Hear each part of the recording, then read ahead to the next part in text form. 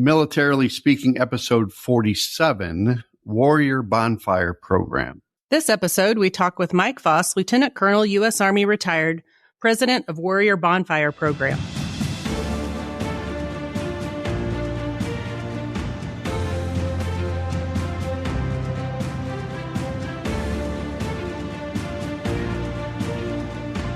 Welcome to Militarily Speaking, brought to you by Armed Forces Bank.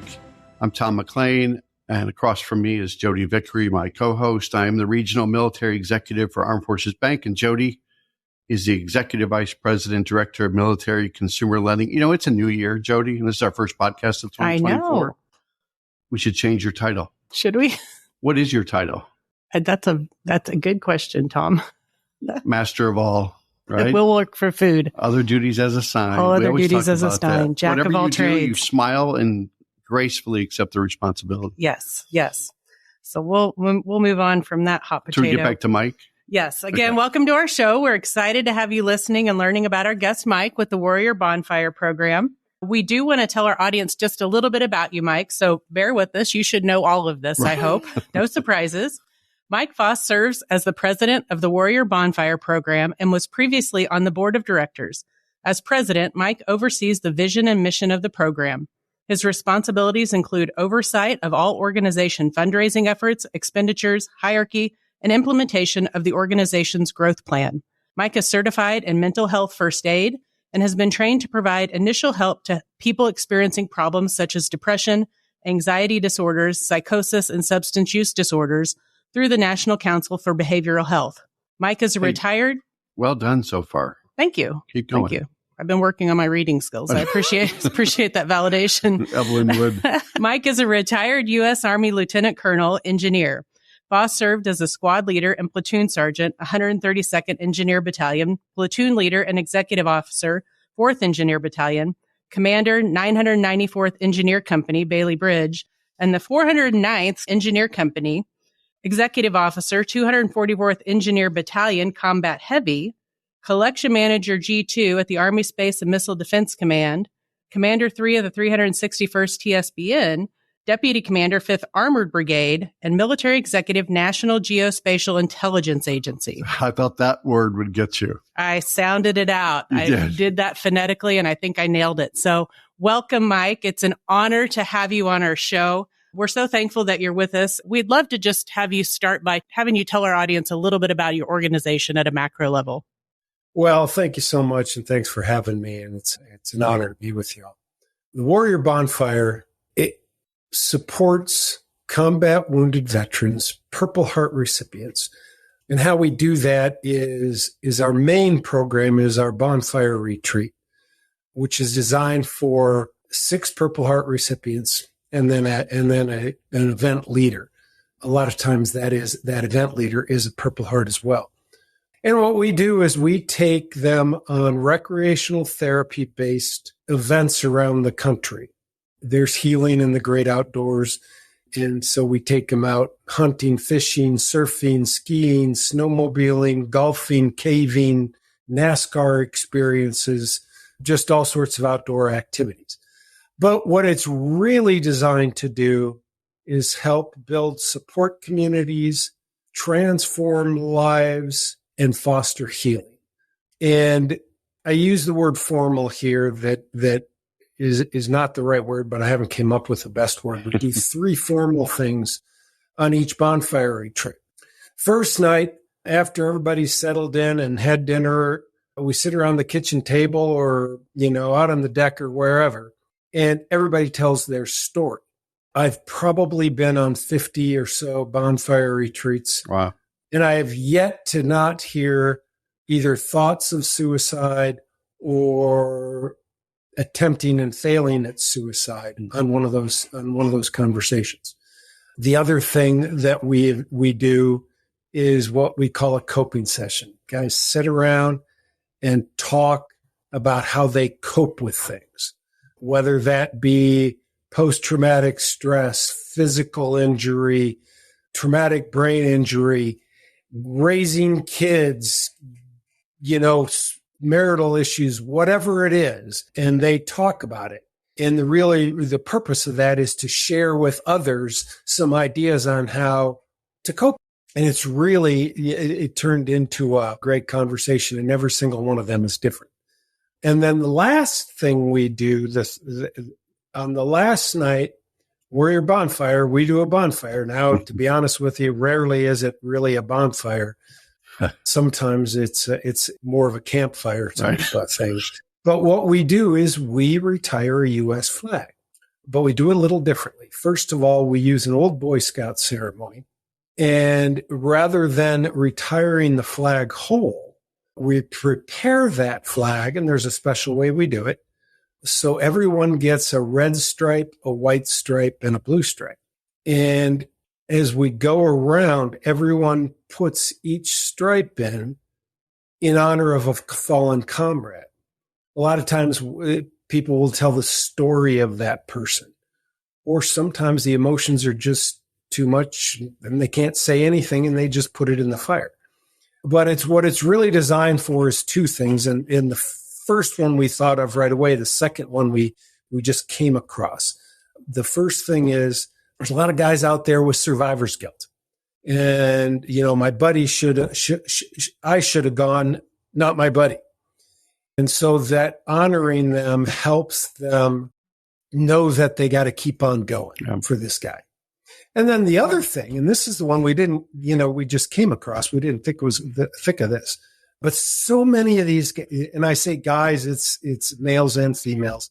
Guys is just the term I use. But so many of these guys were wounded and medevaced out, lost a buddy in that same IED attack, firefight, or whatever it was. And they never had a chance to say goodbye. And so this gives them a chance to say goodbye. And this bonfire is extremely healing, extremely emotional. But, depending on the group, 10 minutes later, half an hour later, they're all, jaw and jacking with each other again. They're back to, BS and all that kind of stuff. But it's a very healing thing. We just completed our 180th bonfire retreat a couple of weeks ago. We got one coming up here in another couple of weeks. And one of the other programs that we've got that I'd like to tell you about is we call it Beyond the Bonfire. And it's really a leadership development program where we take Purple Hearts that want to give back. We give them the opportunity to go out and lead bonfire retreats. Yeah. Now, there's training involved. There's an application procedure. There's references, all that kind of stuff. But it's turned into a really great program. And we also do spouses and couples retreats that follow this. Everything follows the same pattern. The storytelling, the coping, the outdoor activities, and the bonfire.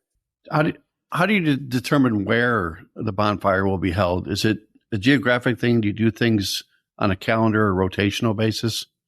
We have some things that we do every year. For instance, the first trip every year is our founder's deer hunt in Valley Park, Mississippi. A ski trip in Colorado is the next one coming up. And those two, there's a few that we do every year. But then we also get people that say, hey, I'd love to host one. Wow. I got a house and it's, there's some activities you can do there and we look into it and all that kind of stuff. So that's one way that we determine a place. Another is, we just might come up with something. But I'll tell you a little story about a trip. And this was the most powerful trip that I've been on, plus the most fun. In 2020, during COVID, obviously our donations were way down. And we say, well, let's do a social media campaign to get some donations. And we get a guy that donates $10 a month. And then he donates half an hour. He donates another $15 a month. So it's $25 a month. And I call the guy up or email him. I don't know what I did, but anyways, I started talking to him and he's a guy, he's a former Army guy, went to West Point, served 9 years in active duty. He said, lived in Boston, says, hey, I want to host a trip up here. And he got his West Point roommate to help him out. And on this trip, we, did a duck tour of Boston Harbor. Yeah.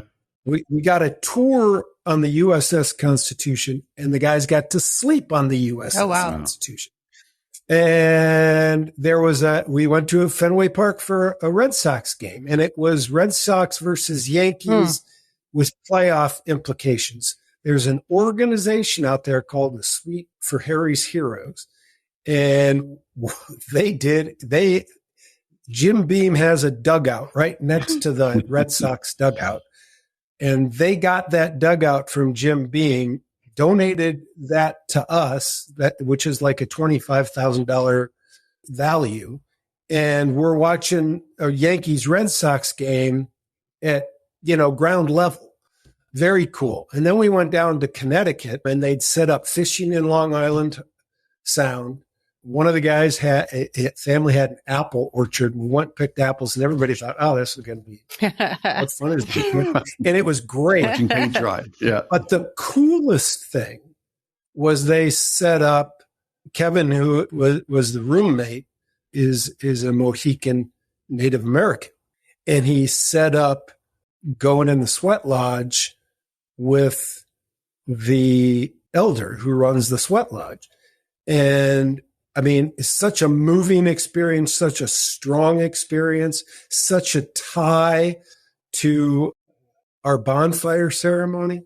And we do it every year. And just a powerful thing. And so that's how things come up. That's just one example. That's awesome. I think I know I'm going to go to Fenway Park too. I was thinking, because I've never been there, but if it was during COVID, so it was probably a pretty sparse crowd, or was it not that far? No, this was the fall of 2020, and things were opening up. Okay, and it was packed. All right, so I need to get. Tom's trying really hard not to be jealous right now. How do I make this? Yeah. How do I go next time? Do you got a Purple Heart? Yeah, can't check that. I wouldn't recommend going and getting a Purple Heart just so you know. Yes, there's got to be a different way, Tom. Certainly not going to be in any retail establishment. So go back. Thank you for you did a lot of great storytelling right there too. So I appreciate that, Mike. And going back to the mission of the organization, which is serving the needs of Purple Heart recipients. So I'll take you back, because you've been there about 10 years, right, with the organization, Mike. So take us back to sort of the early days with Dan Fordyce. And Dan Fordyce was the founder of the program. He served our country in the Army and the Mississippi National Guards. How did you make that connection with Dan? Well, Dan and I started our Army careers together at Fort Belvoir, Virginia. And this is what he says. He said, Fordyce, Foss, we were always right next to each other. And then he says, "Oh, I couldn't get rid of him." I just say that we became good friends and stayed friends. And when Dan founded the Warrior Bonfire, he asked me to be on the original board of directors. Nice. Yeah. You mentioned it just a minute ago, the other retreats that are focused on the spouses and the couples.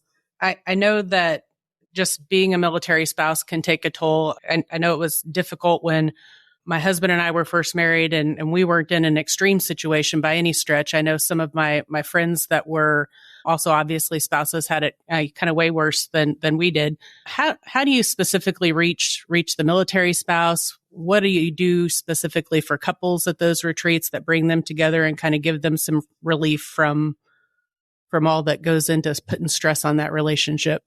Okay, well, you're absolutely right about the spouses. The spouses, they suffer right along, and they need outlets just as much as anybody else. Now, I'm not sure if this is fact or not, but I was told recently that we're one of only 2 organizations that serves spouses of Purple Hearts. But the way that how we get them to go is their spouse, their Purple Heart, has had to have been on a bonfire retreat before. Mm-hmm. And so then they go on the list, and just like the Purple Hearts, they got to register with us. And when the bonfire spouses, we call them Strong Heart spouses trips, but when those come available, we put them on the website, and they have to sign up for them just as much. And the couples, it's the same way. It's got to be the Purple Heart has got to be one of the spouses, and same thing signing up. But it's all based on those same things. But what we've done that is part of the program is there's a series of books, the love language, Mm-hmm. and there's one specifically for the military, and we kind of use that as our curriculum. I don't know if that curriculum's not the right word, but Right. I don't know. Yeah. No, I know what you mean. I think I have that book. I was going to ask you if you did too. I do. I think that's on my bookshelf. Mike, you've got a really impressive list of board members and partners and donors that are out there in the website. You want to tell everybody what your website is, making sure that we get that in at least 17 times during our conversation today? It is Warrior Bonfire Program.org. Okay. Thank you. So, Mike, tell us about your board members and your partners and your donors. You've got a pretty impressive list on your website. And so the overarching question is, what does it mean to become a partner, and how do organizations find out more about you? Or I'm looking at the list of companies that are engaged with you or support you. And I was telling Jodi that we ought to prospect these for future podcast guests, because Deploy Your Dress, Vehicles for Veterans, you've got some organizations out there that are also doing good work like you are. But talk about the board members, or talk about the partnerships and donors that you have out there that have made a difference for you. Well, our board members are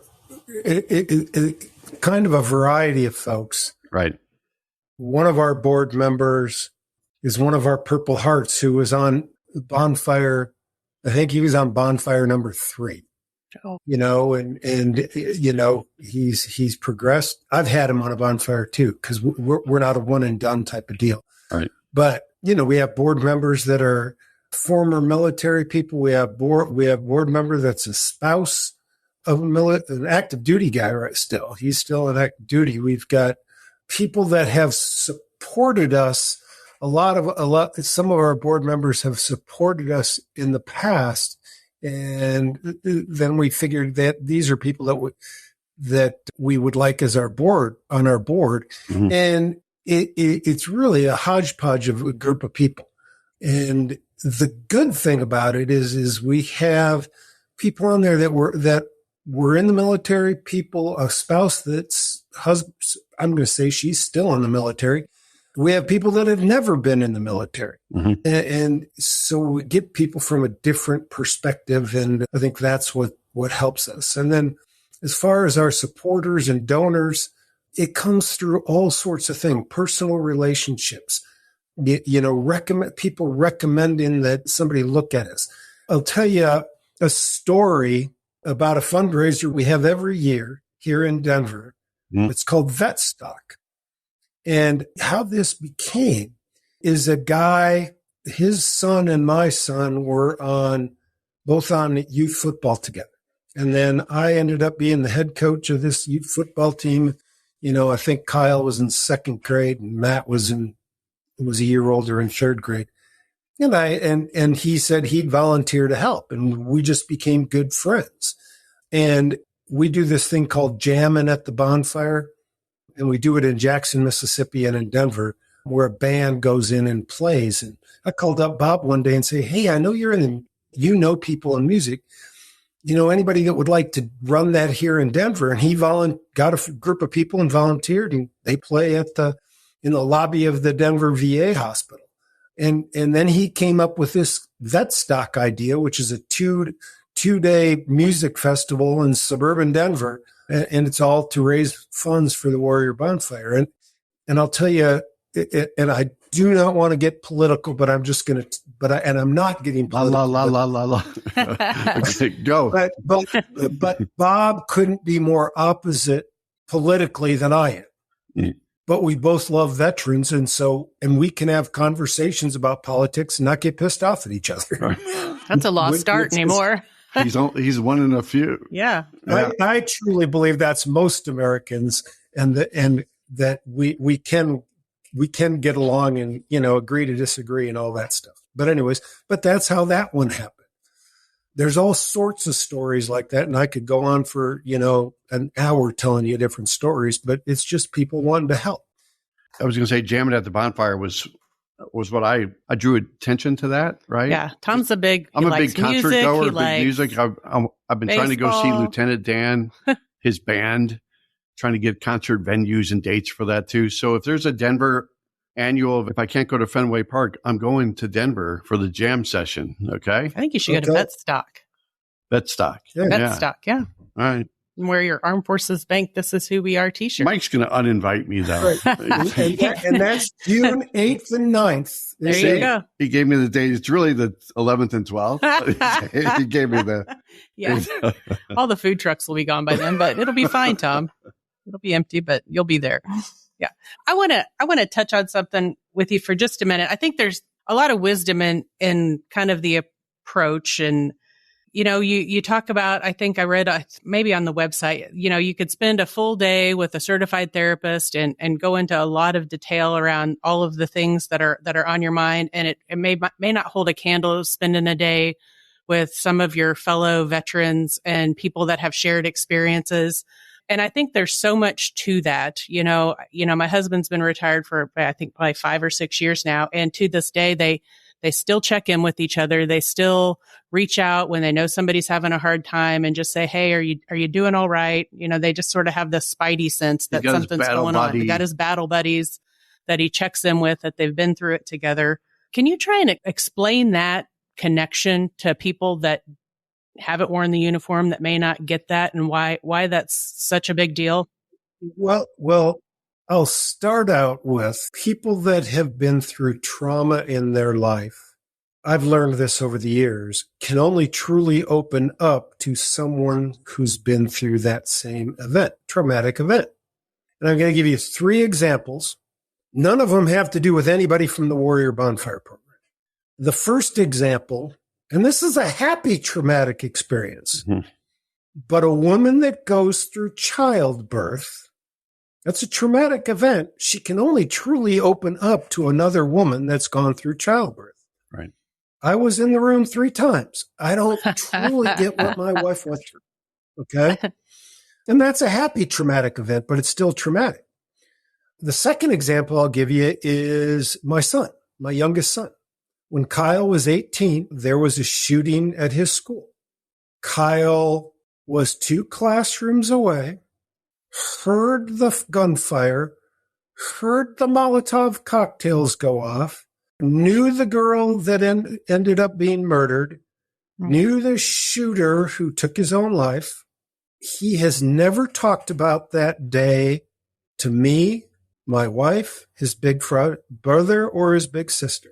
Who has he talked to? Classmates, teachers, coaches, people that were in the building that went through that event. And then the third one is a military one.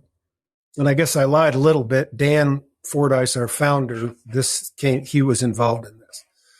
Dan used to conduct interviews of World War II veterans for the World War II Museum in New Orleans.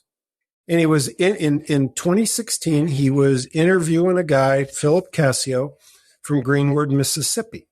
Philip had been in a B-17 bomber going over the English Channel. They got shot down, but they were able to land in the channel and get out in lifeboats. They were captured by the Germans, and Philip spent 811 days in a Nazi POW camp. He told Dan that throughout his life, he would get nightmares. Nightmares, what we call post-traumatic stress today. Mm-hmm. And what he would do was call up one of his buddies that had been in the POW camp, talk it through, nightmares go away. Then he tells Dan, and this is a 97-year-old man, 71 years after the war was over. He tells Dan that I don't have anybody to talk to anymore. I get the nightmares almost every day. Mm. Okay. So that's where that connection, that being able to talk to someone who truly gets it. Okay. It's not like any other kind of trauma. In combat, you're seeing and doing things that the average person can't understand. And it gets to you. It can't not get to you. So right. you got to have a group. And I truly believe that that's the biggest thing we're doing, is providing larger and larger support groups community for these guys to reach out when their nightmares come. Yeah, I think that's right. And that's so important. And I think to give the spouses a way to connect when they're frustrated because they want their spouse to talk to them about it, because they want to be there for them. And because of everything you just described, they can't talk to each other about it, right? Right. So to give the spouses a forum to connect because they have that shared experience. So important. So important. Mike, you've got about 30 operation sites around the country, ranging from Florida to Mississippi to South Dakota to Texas to Montana to New Jersey, New Mexico. I might as well just say all 50 states, but it's not all 50 states. But what typically takes place at those operation sites that you list on your website, Mike? Really, that's where the bonfires are. Okay. That's where we've conducted bonfires. We have a staff of 2 1/4, 1 part-time and 2 full-time. And I'm in Denver, one's in Birmingham, and one's in Atlanta. It's just where we live. Well, you'll keep adding to that list too as you find other people that want to step up, volunteer, and host a bonfire. So that'll be pretty cool add that. You bet. You served as an engineer, right? We talked earlier about you graduating from CGSC or going to CGSC in our backyard because we're right close to Fort Leavenworth, which is our headquarters for our bank. There's some wonderful testimonials about you on LinkedIn. So I'm gonna make you feel good about yourself just for a moment, okay, Mike? And somebody's got to do it. I know. Well, this is my moment for you. You're a proven professional with a commitment to family. You have the highest moral fiber with unquestionable integrity. You have a natural leadership style. You improved combat readiness and took great pride in caring for the soldiers and families during deployments. So let's get behind. I thought that sounded like things that were said about me, don't you? And then I was like, oh, it's about Mike Foss. I don't know where that came from. I don't either. It was a cut and paste, I'm sure, from somewhere else. You can't write comments on your own profile, Tom. But well, you can't do that? No. So talk a little bit about your style, too, because it seemed like, again, you gravitated to this meeting up with Dan years ago, and it seemed like you're a natural fit for this, and you enjoy what you do. You're passionate about what you do. And is there anything that you want to talk about that makes your style so successful, either organizationally speaking or just on a personal level? I could probably tell you all sorts of things on my style that make me not successful. But we're running out of time. We should stop recording for that part, perhaps. I know. Edit. That would be a whole different podcast. But in reality, I think that good leaders, whether that be in the military or on coaches in a sports team or teachers or parents, a good leader truly loves the people that they're leading. Okay. Now, I'm not saying that that some of them don't drive, some of the people that you're leading don't drive you nuts, but you love them all, and this gives me an opportunity to continue to love them all. My career was in the Army and I love soldiers. Well, now I'm getting to love Marines and airmen and sailors, but it's just an opportunity to care for a family. Like I said, in the Warrior Bonfire, we're not a one and done type of thing. If you need to get on a bonfire retreat, you sign up for a bonfire retreat. We have a group of people that calls and checks on folks at once a quarter. Bonfire leaders call and check on the groups that they led. Sometimes that may be we have this group text. We get a bunch of them and we're all on the group text from a bonfire retreat we did last summer in Minnesota. And these guys, at least once a week, they go and they're texting back and forth and it goes on all day. Now that drives me nuts because it's like my phone keeps going. Fling. And I'm the kind of guy that believes texting is for, hey, I'm running late. Right. But these guys carry on, and that's how they stay connected. So it's good. And I just think that's how leadership is. You like I say, I could come and tell you all sorts of stuff where I fail in leadership, but I think that loving who you serve is, whether that's in the private world or not, is really the biggest thing. I think I've used this before on one of our episodes, right? If you love what you do, you never work a day in your life. Yep. It's the same kind of concept, that love the people with whom you're working or surrounded by on a regular basis. Yeah. And good things happen. You know, one of the greatest things about running a nonprofit, and I know people that run other nonprofits, and I'm not just talking in the veteran space, but in the veteran space, yes, I can have a crappy day and start having a little self-pity party, right? But then all I got to do is remember who I'm serving. A lot of times when I get like that, I'll just call up one of the guys, say, "Hi, yeah, how you doing?" And it'll get me out of that little self-pity party and out of that little funk. Yeah. Because you're right. It's a servant leadership. Mm-hmm. You're serving others, whether that be at a bank or at a nonprofit. Yep. Serving others. Perspective and context all the time. So we've covered a lot of ground, but I do want to make sure that if there's anything that we haven't thought to ask you that you think is really important that our audience hear about your organization, that we give you a chance to say that out loud before we wrap up our podcast today. I think the biggest thing about our organization is that everyone involved in it, whether it be board members, staff members, volunteers, donors, or our members. Now, we call them members. There's not a fee to be a member. Mm-hmm. We don't charge these guys anything. But all of us believe in what we're doing. All of us believe in helping those that were wounded in their service to us all. I think I hear that loud and clear in your message today and how you've talked about the organization. And I can't help but think that's true about the people that you've surrounded yourself with. Absolutely. Yep. I do want to say one more time, the website, www.warriorbonfireprogram.org, for people to reach out, get involved, donate. Host an event. Yeah. Definitely. If you have just another second, I do want to have you hang with us. We want to, Tom, it's time. Is it time? Hey, Mike, you still with us? I am here. Okay. Yes. He went quiet for just a second. I don't think he wanted to play our game, did he? No, I thought, he knows what's coming. He's about to hang up. He's about to hang up on us. Curious. Military Minute. Right? It's curious, afraid, pick your favorite game word. show of the week. I know. It's very exciting. Well, it means we have no life, but it's very exciting for us, Mike. So last episode, we had a guest on from the AFCPE, and our Military Minute question was, what is the name of the program offered by the Uniformed Services that combines elements of the legacy retirement system with benefits similar to those offered in many civilian 401k plans? So if Does you Mike know? Do you know that, Mike? Not to put you on the spot, but kind of to put you on the spot. If you don't. TSP? Ooh, close. No, it is an acronym, because everything with the military, it's of course an acronym.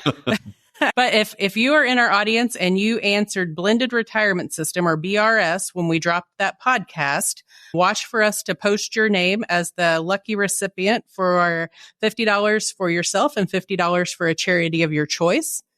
And could be Warrior Bonfire Program. It could be Warrior Bonfire Program, definitely.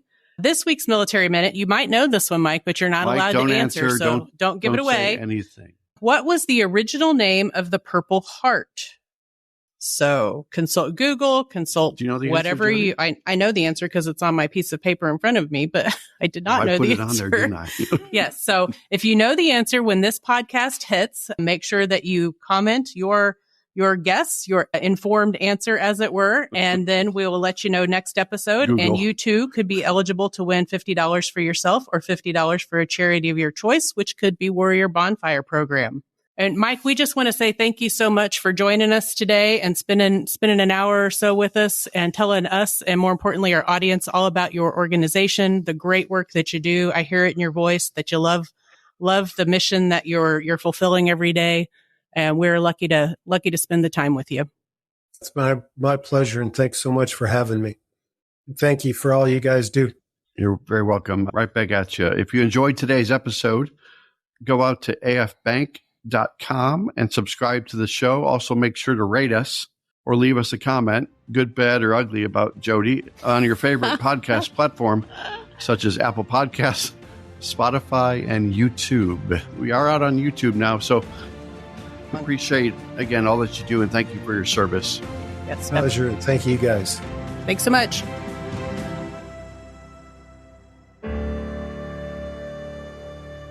Copyright 2022 Armed Forces Bank, member FDIC, equal housing lender. All non-Armed Forces Bank owned apps, websites, company names, and product names are trademarks or registered trademarks of their respective owners. Their mention does not imply any affiliation with or endorsement by Armed Forces Bank of them or their products and services. They are merely used as examples of the many available apps, companies, and websites that offer similar services. Before using any app or website, you should carefully review the terms of use, data collection, and privacy policy. Apps may have an initial cost or in-application purchase features. This information is general in nature and is not intended to be legal, tax, or financial advice. Although Armed Forces Bank believes this information to be accurate, it cannot ensure that it could change. Statements or opinions of individuals referenced herein are their own, not Armed Forces Bank. Consult an appropriate professional concerning your specific situation and respective governing bodies for applicable laws, such as IRS.gov for current tax law. Armed Forces Bank, the Armed Forces Bank logo, and the Militarily Speaking logo are registered trademarks of Armed Forces Bank.